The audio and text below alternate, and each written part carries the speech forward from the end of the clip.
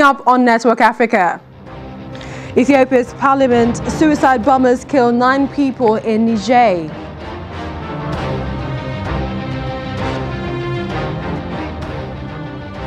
Ethiopia's parliament lifts state of emergency which was imposed in February.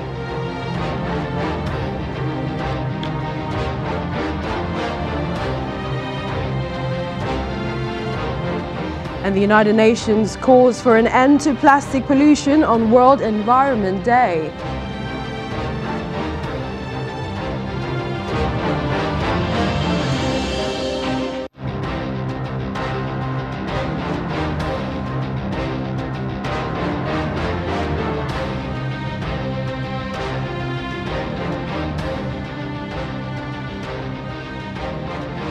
Hello and welcome to the program. I'm Millicent Walker. We begin today in Niger, where at least 9 people have been killed and several more wounded in 3 suicide bombings in the city of Diffa, southeast of the country. 2 of the suicide bombers were young women and the targets included an Islamic school. Although no group has claimed responsibility for the attacks, militant Islamist group Boko Haram has frequently targeted Diffa, which is close to the border with Nigeria. The area had, however, been relatively calm for several months until the bombings late on Monday evening. Tunisia has criticized the new Interior Minister of Italy, Matteo Salvini, after he accused the North African country of knowingly sending migrants with convictions across the Mediterranean. Tunisia summoned the Italian ambassador to register its profound astonishment about the comments made when Mr. Salvini visited migrant centers in Sicily on Sunday.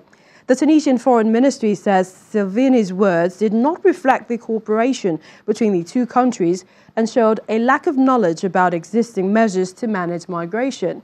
Meanwhile, the International Organization for Migration says the death toll has risen to at least 112 after a boat packed with migrants sank off the coast of Tunisia on Saturday. Reports say the captain abandoned the boat after it started sinking to escape arrest by the Coast Guard. And still on the migrant crisis, after several months of confinement in detention centers in Libya, 150 Somali migrants have returned home under a voluntary repatriation program organized by the United Nations International Organization for Migration and the EU. Under pressure from European countries and after reports emerged of torture, poor living conditions and open slave markets in Libya, agencies have been ramping up efforts to return African migrants home. The returnees have been rounded up by Libyan authorities as they attempted to cross the Mediterranean Sea to Europe, with most of them held in government-run detention centers in a North African country.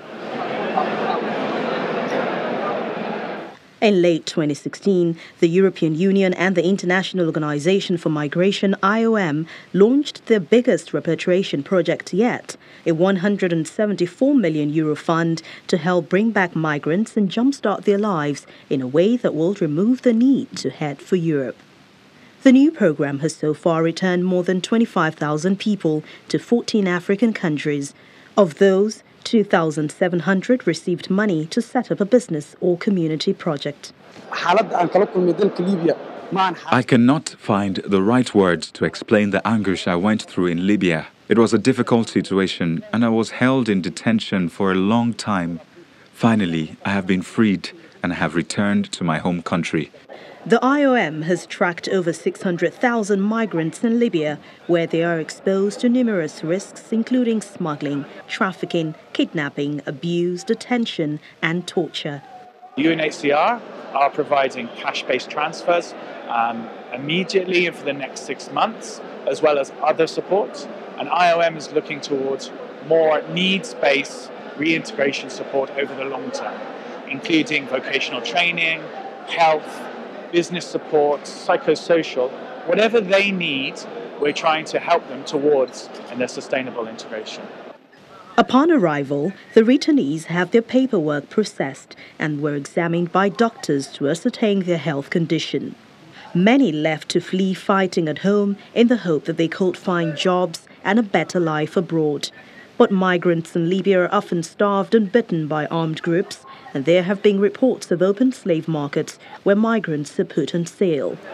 We are very happy that we could help these boys, because these boys go through a very difficult time there in Libya.